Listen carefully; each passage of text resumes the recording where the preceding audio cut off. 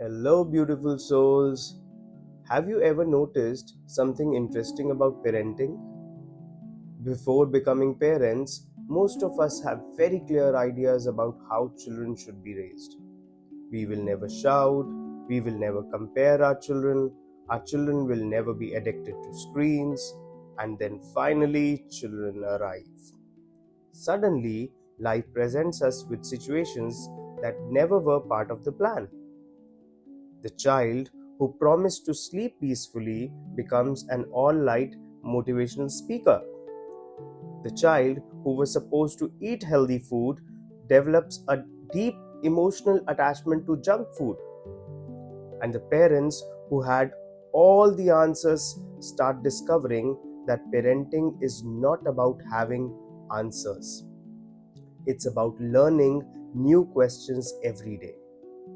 Welcome to the final episode, my dear friends. And today I want to talk about something that may be one of the most important truths about raising children.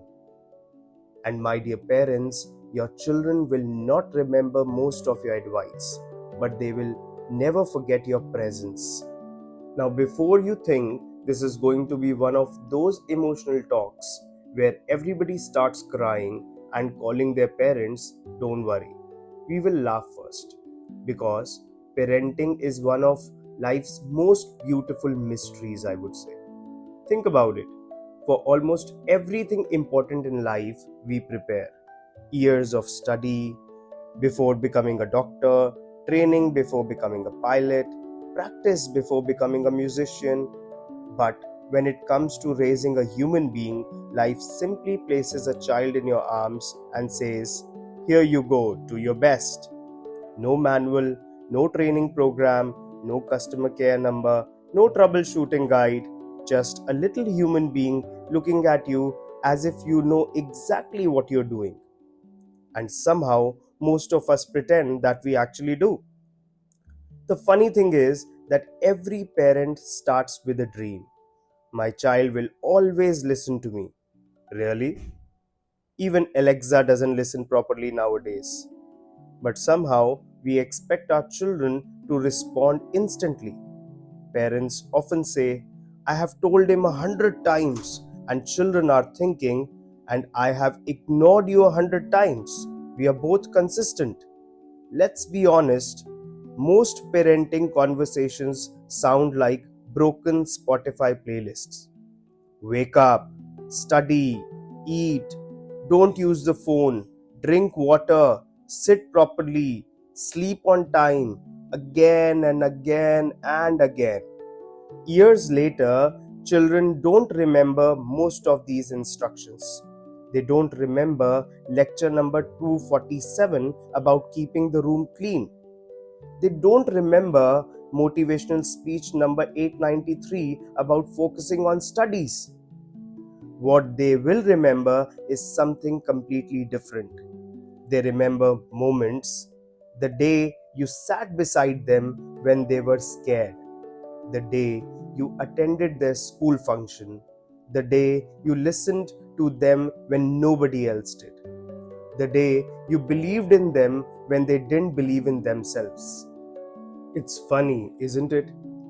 We spend years trying to give children advice, but what stays with them is often our presence. I was thinking about modern parenting recently, and I realized something. Parents today are working harder than ever before. They are giving their children things they never had: better schools, better clothes, better gadgets, better opportunities, and that's wonderful. But sometimes, while trying to provide a better life, we accidentally become absent from the life we are providing. We are giving children a beautiful room, but not always sitting in it with them. We are giving them a smartphone, but not always giving them a conversation. We are giving them internet access, but not always emotional access. And that changes everything. Have you ever noticed what happens in many homes today? A family sits together, father is on his phone, mother is on her phone, the son is on his phone, the daughter is on her phone. Even the family dog looks emotionally neglected. Everybody is connected to Wi-Fi, nobody is connected to each other. Imagine explaining this to our grandparents. We all sat together for 2 hours and nobody spoke. They would think civilization had collapsed. The truth is, children are not desperately looking for perfect parents. They are looking for present parents. Children don't wake up in the morning thinking, I hope my father has all the answers today. They think, I hope my father has time for me today. And there is a huge difference. One of the biggest mistakes we make as parents is believing that influence comes from authority. It doesn't. Influence comes from connection. Let me say that again. Influence comes from connection. A child who feels connected to you listens differently. A child who feels understood behaves differently. And a child who feels safe opens up differently. That's why some parents keep increasing the volume of their voice while getting fewer results.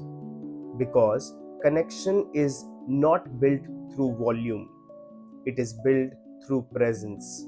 Many parents ask, why doesn't my child listen to me? And sometimes the real question is, when was the last time my child felt truly heard by me? Because human beings listen most carefully to people who make them feel understood, not controlled, not judged, just understood.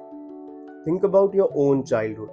You probably don't remember every rule your parents made. You probably don't remember every piece of advice they gave. But you remember how they made you feel. You remember whether home felt safe. You remember whether your victories were celebrated. You remember whether someone was there. And that is what your children will remember too. One day, your children will grow up.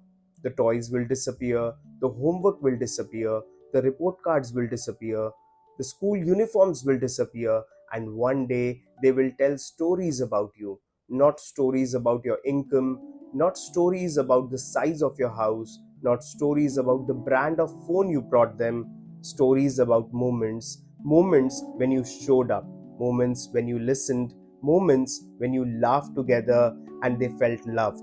Because in the end, children don't measure parenting in hours worked, they measure it in moments felt. And maybe that's the message I want to leave you with in this final episode. Your children do not need a perfect parent. They do not need a superhero. They do not need someone who never makes mistakes. They need someone who is there, someone who listens, someone who notices, someone who connects before correcting them. Because years from now, your children may forget most of what you told them, but they will never forget how they felt when they were with you. And if they remember feeling loved, understood, safe, and valued, then believe me, my dear friends, you have already succeeded as a parent.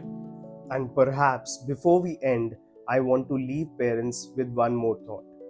When you sit with your children, don't waste those precious moments only talking about people, gossip, complaints, or what is wrong with the world. Talk about kindness, talk about courage, honesty, and most importantly, gratitude. Talk about how to stand up again after failure, how to treat people who can do nothing for us, because children are always listening, even when they appear not to be listening, and often they learn more from our conversations than from our instructions. Another thing I have realized is that many parents unknowingly pass their own fears and unfinished stories to their children. A parent who was constantly criticized may become overly critical. A parent who lived in fear may unknowingly teach fear. A parent who never felt heard may sometimes forget to listen. But our children are not meant to carry the burden of our past. Every generation should heal a little more than the previous one. Let the pain stop with us. Let the healing begin with us.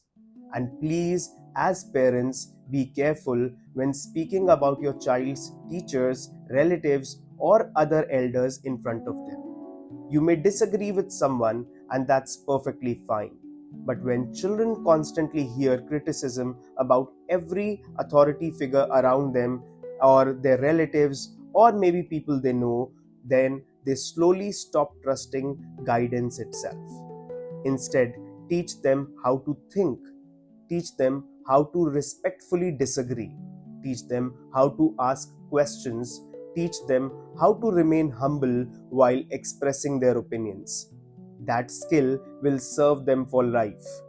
And one more important thing, my dear friends, please don't raise your child according to what every other parent is doing. Parenting is not a competition, it is not a race, it is certainly not a copy paste project. Just because someone else's child is attending 3 tuitions, 2 coaching classes, 1 sport, 1 music class, and somehow still has time to breathe, doesn't mean your child needs the same. Every child is different, every child learns differently, every child grows differently. Some children need encouragement, some need structure, some need freedom, and some need patience. The goal is not to raise a child like somebody else's. The goal is to understand the child sitting in your own home. And no, I'm not suggesting that parents should simply agree with everything their child wants. Children need guidance, they need boundaries and direction. There are many things they do not yet understand, and that is why parents are important.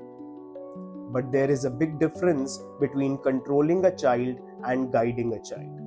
Control creates resistance. Connection creates trust.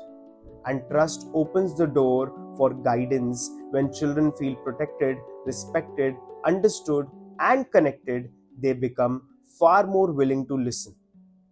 Not because they are afraid, but because they trust the person speaking. And perhaps that is what parenting is really about. Not producing perfect children, toppers, or producing trophies for society, but helping a young human being become wise, compassionate, resilient, and deeply human. And if we can do that, then we have given our children something far more valuable than success. We have given them a foundation for life. Thank you, everyone, for listening to the podcast, and thank you for being part of this season. Until we meet again, take care of yourselves, take care of your families, and remember, connection comes before correction always.